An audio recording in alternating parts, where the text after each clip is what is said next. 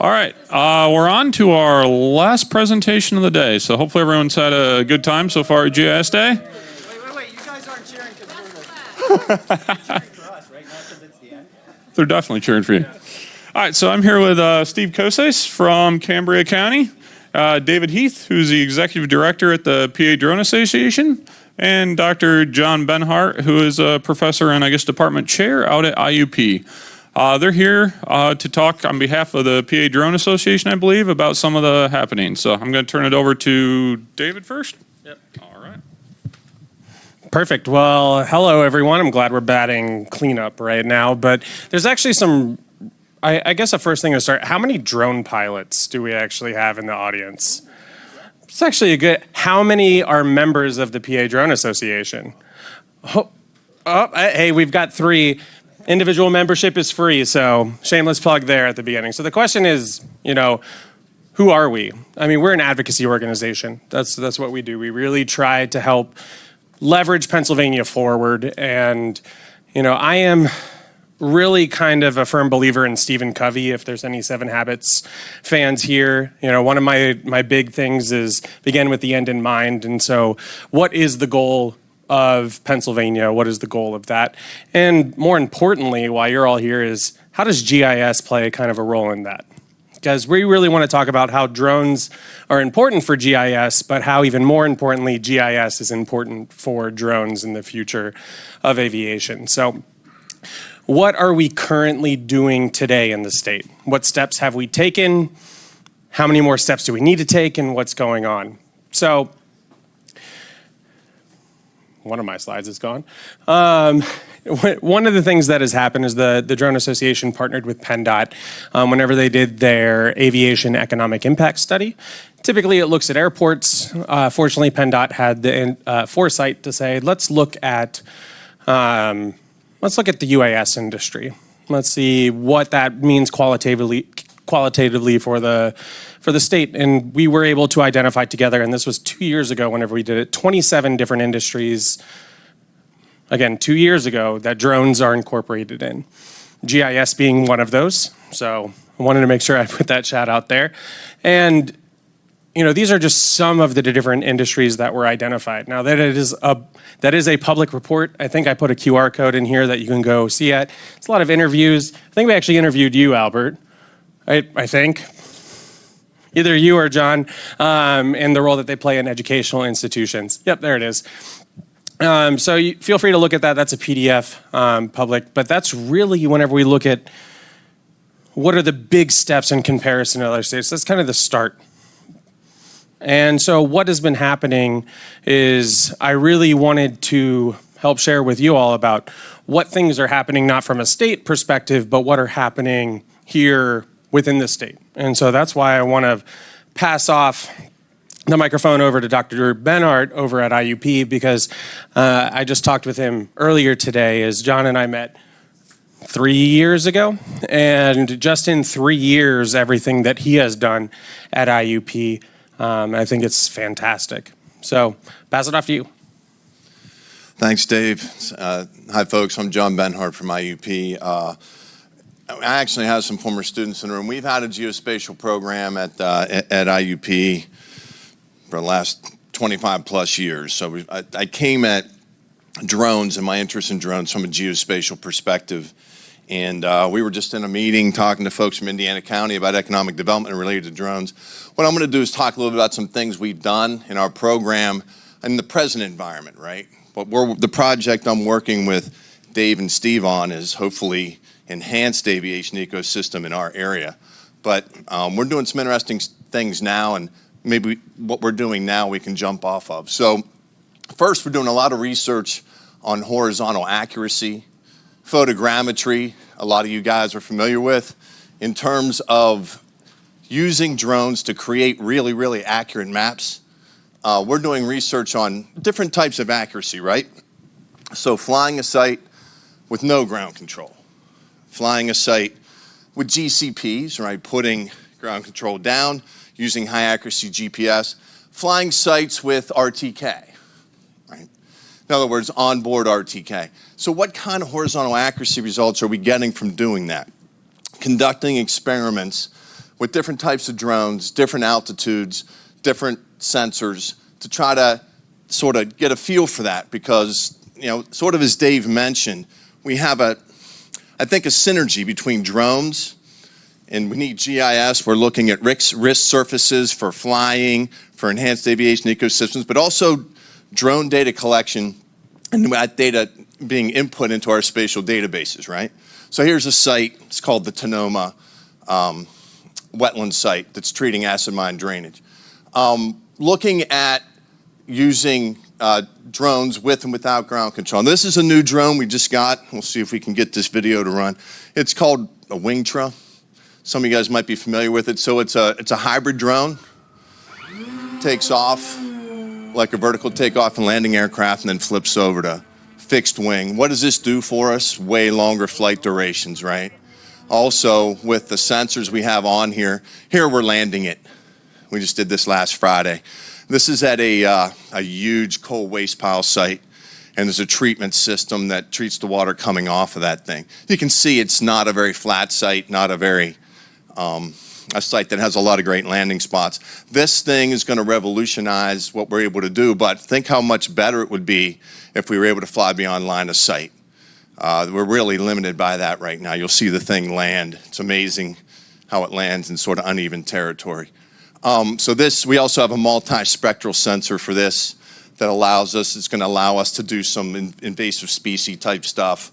And we're going to start with invasive species. We can get past that. Here's the digital elevation model from that flight. Okay, so basically we're able to get a 3-inch resolution digital elevation model off of that flight at about 395 feet AGL. Where else are you going to get a 3-inch resolution digital elevation model? Allow us to do hydrologic modeling at a site scale that we were never able to do before. We were able to acquire a drone for this Build Back Better grant. It's a drone that can sense heat, right? Infrared sensor. And so our planners, we have an accredited planning program in our department, are very interested in surface temperature, right? You see the hottest surface there, what is that? Even if you've never been to IUP, you know it's what? The hottest surface is that really bright yellow. It's a football field. And you guys ever playing a football game or play on a football field, what's underneath that turf?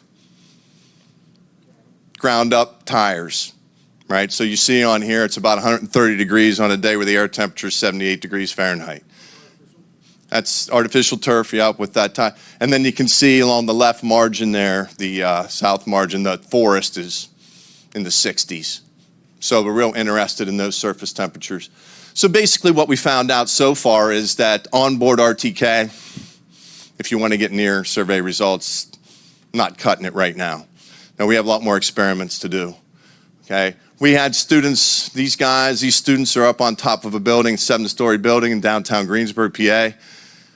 Basically Greensburg wanted to know if they had enough parking. Everybody in Greensburg thinks they don't have enough. Not enough parking. So we flew at 10, 2, and 6. Found out that photo you see there, the blow up is from 2 p.m.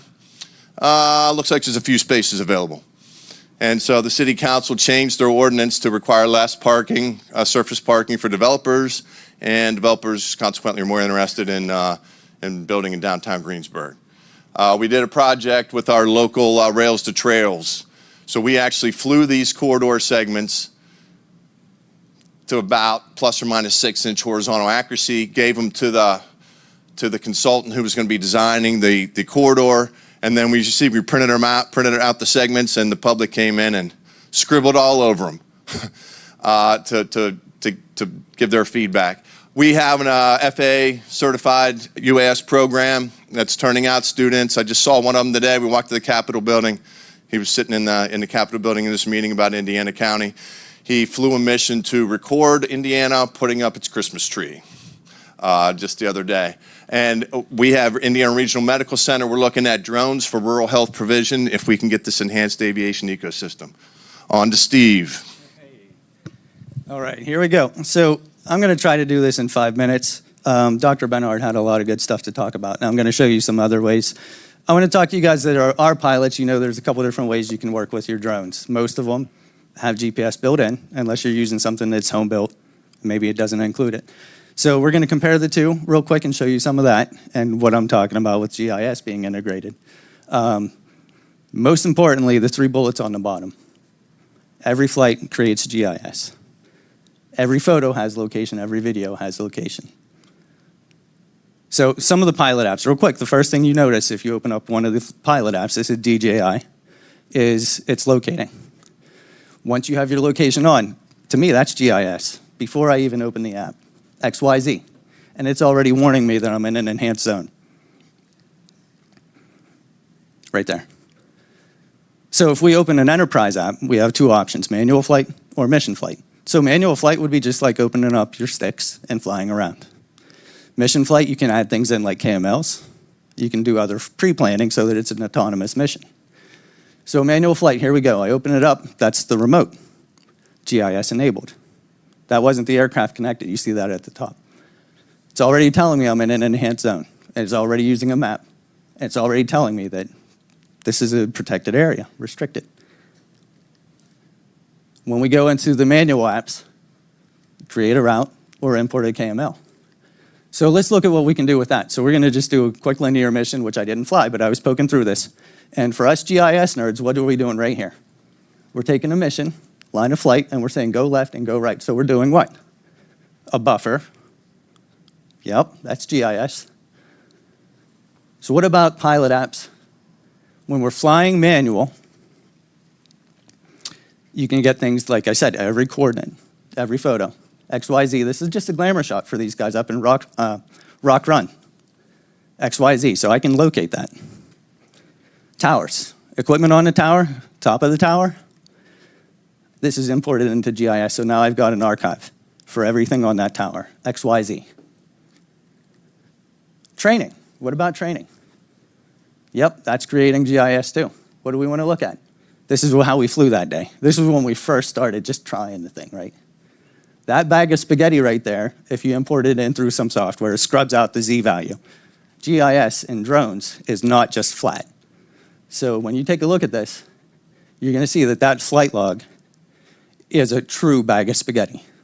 All the way up, all the way down, all the way out. That's a manual flight.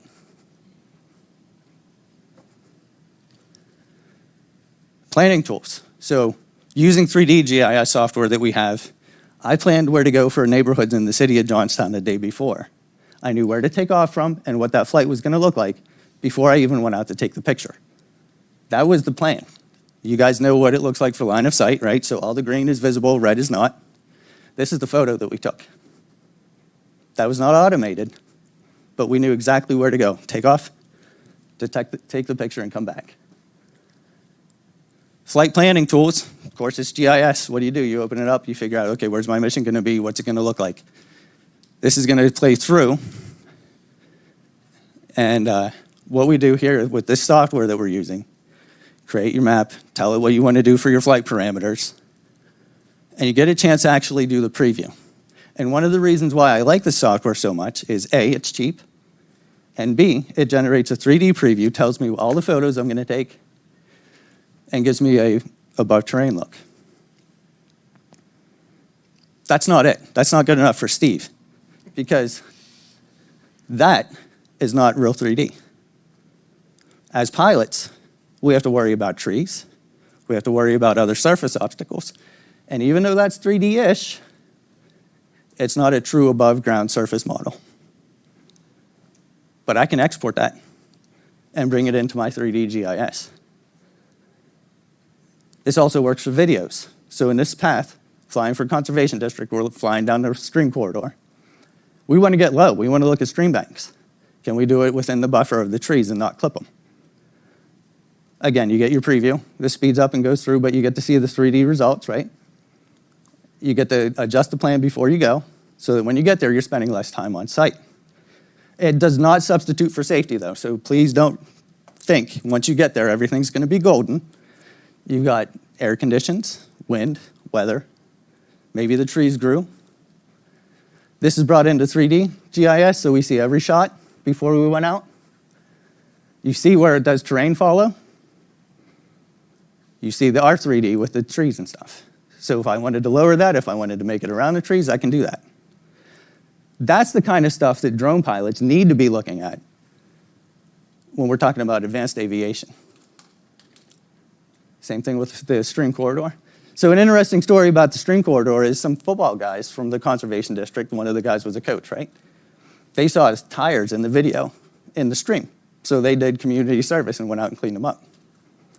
The conservation district was interested in seeing how the stream is impacted since they removed the dam. So plan flights, of course you take all these photos. Dr. Benhart showed you guys results, talks about horizontals and verticals and all that fun stuff. You feed them into software and it spits out a nice 3D model, point cloud and ortho. This is brought back into our GIS. Drones and GIS start with GIS first. Then you bring it back in and close your loop. So this is brought in. These are all the photos that went into our 3D map. And that's it brought back in. Now, I like what Dr. Benhart showed. He's got the education component. He's looking into the studies of it, horizontal accuracies and stuff. I'm looking at it like, it's good enough. And the thing that I like that you pointed out the most in your slide with the table in the RTK is that you can get better accuracy through ground control points, which will be true to good mapping when you actually look at it and set them, than just flying on the RTK by itself, right? So if you have highly accurate maps, which I think that the state should invest in for surface and imagery, then you've got better drone flights. So the complete loop is you can start with the integration, the pilot apps, you can do planning. But as you see, I see there's no substitute for safety. Every flight creates GIS, the logs, the photos, and the location. You up? So in terms of all of the great things that exist today, what's next?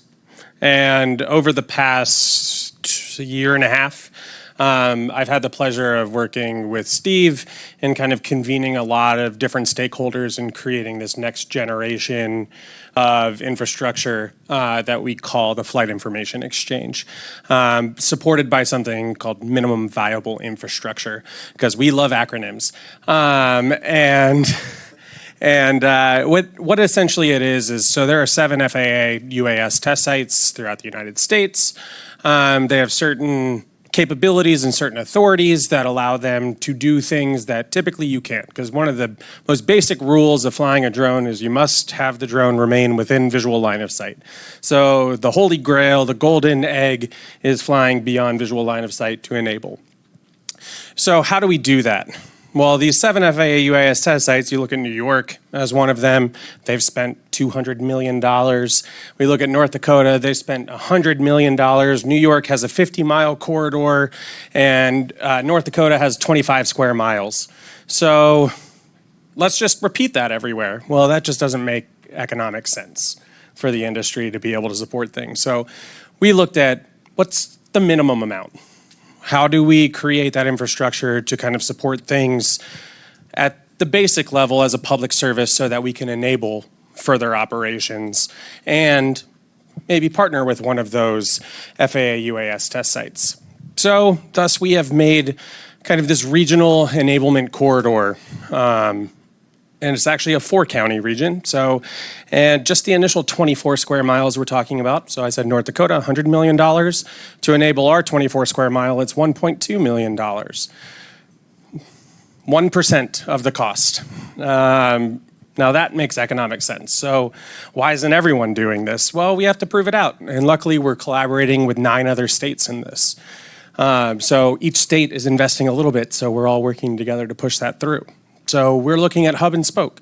So Johnstown being that location, the 24 square miles on the initial, we're talking about a little over $10 million for 4 counties. Well, really not that bad when you think of all the different projects that are going through. So it's about enabling infrastructure that already exists, sensors that are already tied in, and utilizing data assets and sensors that already exist by adding commercially available off the shelf. So Steve has been hard at work, as well as Dr. Benhart, kind of taking all of this local level data, and I am not a GIS person, and I'll kind of let Steve roll out and explain what he's done to collect that. So we're going to roll through this real quick again. David mentioned the hub and spoke. So Johnstown's the hub. Of course, Dr. Benhart is my right-hand wingman right here, right? Indiana. We're looking at integrating these services. We're talking about all of the airports in the area. We're talking about advanced aviation, not drones as a toy, not drones as something that I just got at Best Buy and whatever. It's the advancement of the future for aviation. So we're talking about schools. What's the universities look like? What's the distance to the main colleges and universities, and then the other dots are the high schools and the technical schools. It's all about training and bringing up these other students who will be GIS people, who will maybe be GIS and pilots, or maybe supporting the industry through manufacturing. What about the medical? Dr. Benhart mentioned medical. So here's all the hospitals in the area, the hub and spoke idea again. What about fire and EMS agencies and first responders? So the medical's tied in with them. What about drones themselves? What's our complex airspace look like? This is it, flat. We don't fly in flat, right? This is our phase 1. Johnstown area, the 3 rings, of course, are what we consider the risks. So the highest risk is in around the urban population, and the circle down there is around some of the major shopping areas. And then as you ring out, then maybe you have less sensor coverage because it's more rural. But it's not that it's uncovered. This is our 3D view of complex airspace. You've got terrain, topography, you've got trees and everything. You guys heard me say about that. You got airspace, so your slice is getting shorter, right? What about deliveries? We want to get to these guys. Close your eyes and do it at night without sensors, without line of sight. So that's the kind of advanced aviation we're talking about. The big dots there are codes that we have for medical deliveries, expecting to be drone serviceable. The little dots were other 911 calls, just EMS and emergencies, not police. And Dr. Benhart, here you go.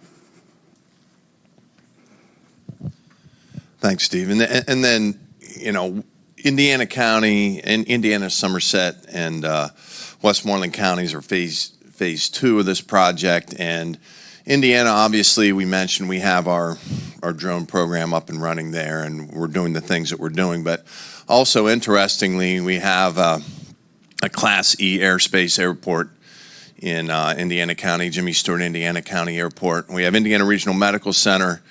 IUP is in the process of starting a school of osteopathy, really focused on rural healthcare in northern Appalachia.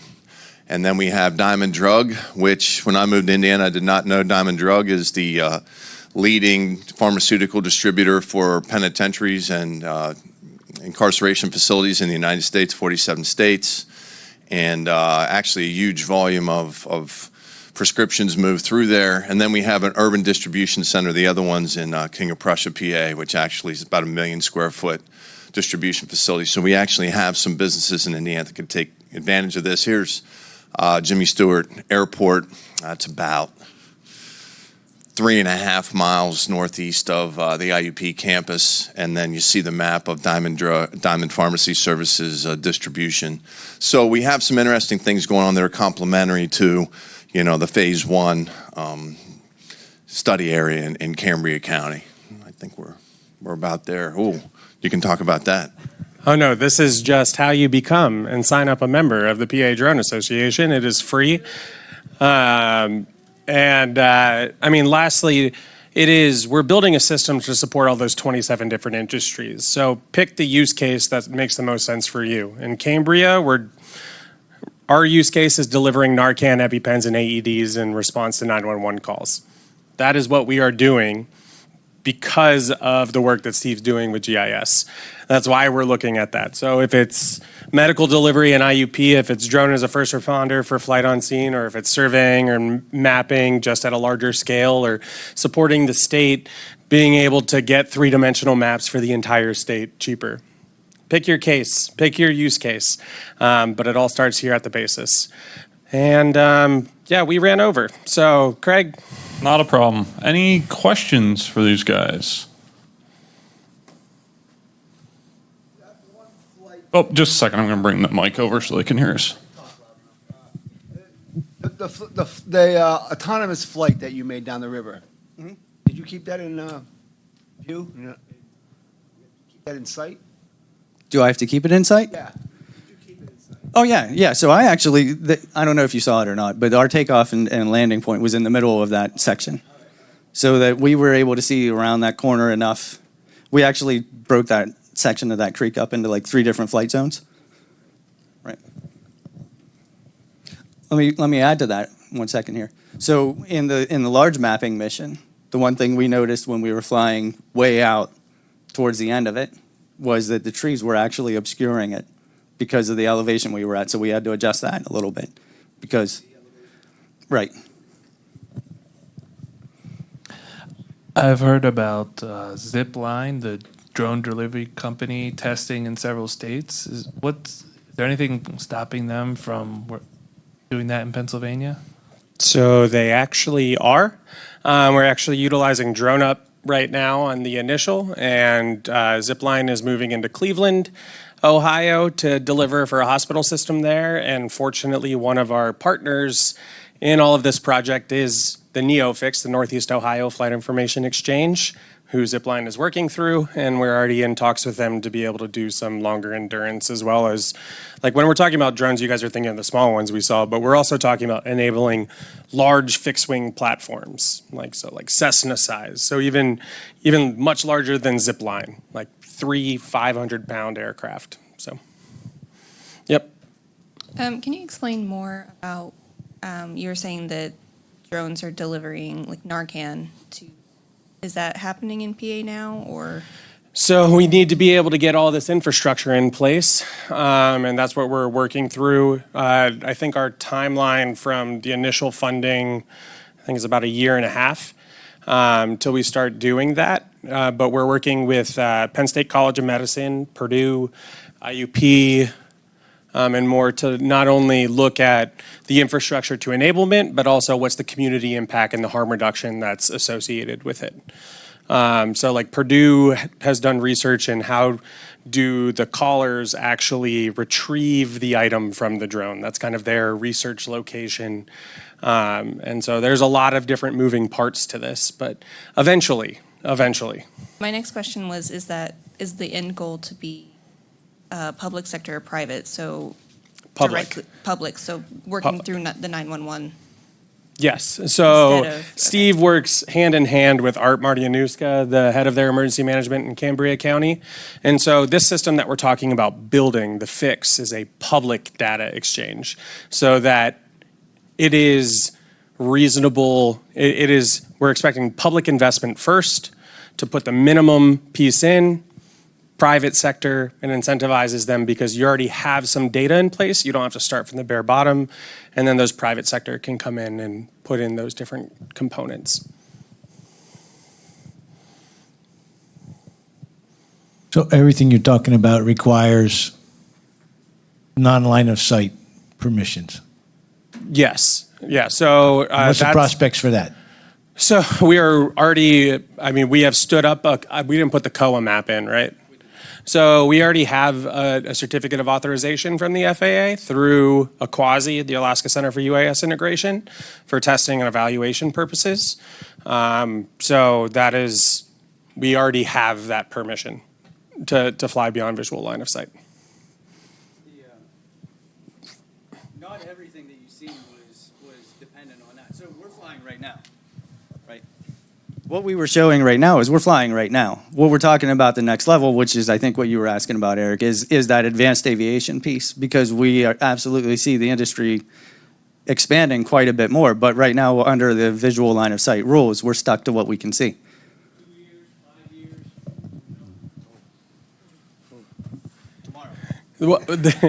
The golden question is, so the investment to start it up, and then how much is it going to cost to sustain it? So that's why we say economically viable.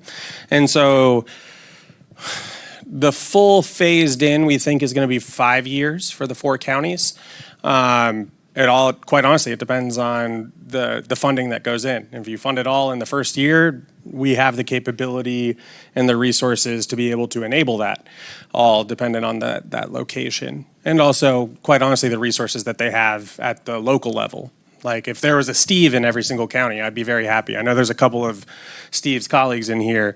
I think having a GIS person like that in a county has been our most invaluable asset. So I'm going to fluff you up a little bit on that one, Steve. So, yeah. But, I mean, BV loss is the golden piece. I mean, if you're looking at advanced air mobility, urban air mobility, for those that saw on the news, Joby just flew in New York yesterday. Beta stopped as they flew across Pennsylvania. They stopped in Reading. They've stopped in Du Bois. They're putting electric charging stations at 4 of the state's airports right now.